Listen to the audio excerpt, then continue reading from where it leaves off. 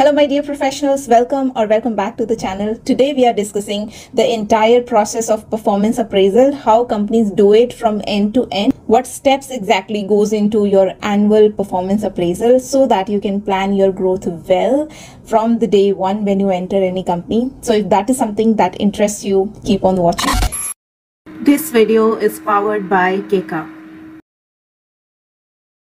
So to start with, the first step in any performance appraisal management system is your goal setting and defining your KPIs. Goal setting is mostly done within 3 months of your date of joining in most of the companies. Once you complete your first 3 months, then your manager will sit with you and will define your goals, which means that what you are supposed to achieve. Either you will be doing that on a tool, or if it is a smaller company, you might do that on an Excel sheet, but that will give you a clear idea what your goals are, and against that there will be an indicator. That means if your goal is to achieve good sales, then your indicator would be 5 sales per month or 40 sales per year, something of that sort. And once they are set in the system, they are set for the entire year. Whatever you do in that year should be in alignment with those goals. Only then you will have a good performance appraisal at the end of the year. Most of the people mistake at this very first step only. When they define their goals, either they overcommit, that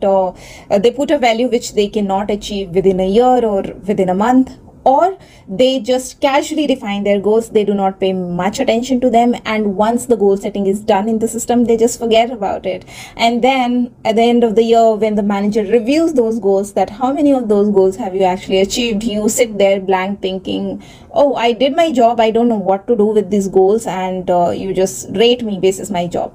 All that is fine, absolutely, you're doing your job, that's why you're there, but your manager will rate you only against the goals and the KPIs. So if you are not scoring anything there in those areas, then your rating sheet would project a poor score despite of you doing a great job otherwise. So you have to make sure that you define your goals with intention, with clear intention. Even if your manager is putting a value which you think is not achievable and it's not fair to be put in there as a KPI or as a target, then you have to discuss that, and you two have to come to a common value where you both think this is a good enough value to be rated against. And you will hear a term called SMART goals from your manager or maybe somebody else who is trying to help you define your goals. There they do not literally means like SMART goals, like in a smart way, but the SMART there actually means that they should be specific, measurable, achievable, relevant, and time bound. Just mentioning a goal that I will perform good sales doesn't say anything. You will have to be specific. You will give the numbers so that it is measurable and time bound. You will have to say that I will do 4 sales per month, which means it's measurable, 4 sales, it's time bound in how much time. So your goal should be very clear and most importantly measurable, then only they count as goals. Next on our list is mid-year reviews. Now, mid-year reviews are followed by most of the companies, but they do it in their own twisted way. Some do it like every quarter, some do it half yearly, some try to give feedback then and there, maybe whenever there is a project and there is completion of any task, any project, they try to document the feedback then and there for a specific project. So some companies do that as well, though that's a very small number of companies. Most of the companies either follow like a quarterly feedback or half yearly feedback. Now, the important point for you to note here is that even you have missed understanding the importance of your goals, or you were carried away, distracted, and you did not perform your task as per your goals and your KPIs, this is your reminder. Your quarterly reviews, your half yearly reviews, your mid-year reviews are a reminder to you, so that you can see that how far you have come and what kind of comments your manager give to you. Now here, even if the feedback is not good enough, do not get offensive. Take those comments, take that feedback very positively, because you still have a long way to go. You still have time to improve. You still have time to show them that you can come back on the track and you can very well achieve what is being said on those goals. goals, and actually try to understand how your manager is measuring your performance, what he or she is counting and what is not getting counted, and then correct your actions accordingly. Get involved into the tasks which are counted more. Pay your attention to things which are showing less scores for you. So that's a great opportunity, great reminder for you to improve. Now the next thing on the list is 360-degree feedback. Now these feedbacks are very widely used. Most of the companies tries to take 360-degree feedback. For people who do not know what 360-degree feedbacks are, this means that for every single person, every single employee, they will take feedback from their manager who is up in the hierarchy, from the junior of that employee, from the peer of that employee who are at the equal level, and from the client or whoever the customer is for that employee, whoever is the stakeholder to whom that employee is serving basically. So they'll take feedback from every single one with whom that particular employee is associated. This is called 360-degree feedback, and all these feedback tools, or even if it is taken on sheets, it's taken into consideration and been evaluated and included in your overall performance score pretty seriously, because it does matter what other things about working with you. Are they comfortable working with you? Are you responsible enough towards each one of them? It's not that you're only catering to people who are senior to you and you are behaving really bad with the junior ones. So everything is getting counted. So you have to be really mindful that you build a good rapport across teams, within your team, with your juniors, seniors, everyone, so that you can really score good in your 360-degree feedback. And 360-degree feedback is not really technical.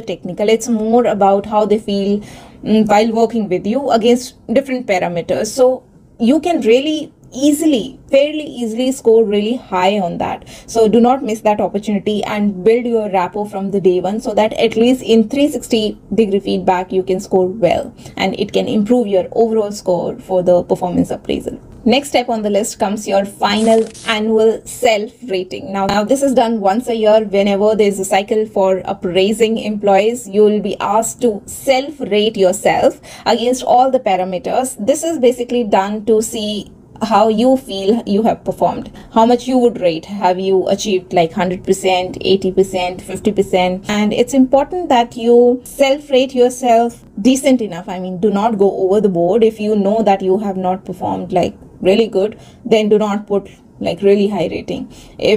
And do not do vice versa. Also, do not rate yourself low as well, because if you yourself have rated yourself low, then there's very high chance then your manager would also rate you on the same scale. So do not do that. Neither rate yourself over and above, neither put yourself too low. Whatever genuinely you feel, put that. If you are confused between the two, then I would say choose slightly higher, but make sure that you have the argument ready for it if questioned. So do not choose that if you internally feel that you have just screwed it up and you have not done anything, and then if you choose like you did really well, then obviously you will be questioned, and then you should have enough proofs. And once you submit your self-rating, then the next step begins, which is your manager will rate your annual performance. So this can be directly done on a PMS tool, or if the company is small, if they choose to do on an Excel sheet, then they can do there as well. So the manager will put his or her rating against your rating. What you have rated yourself, against that the manager will provide his or her ratings, and then the manager will also write the suggested hike for you, because whenever your scores are calculated in total, that number always falls in a bracket.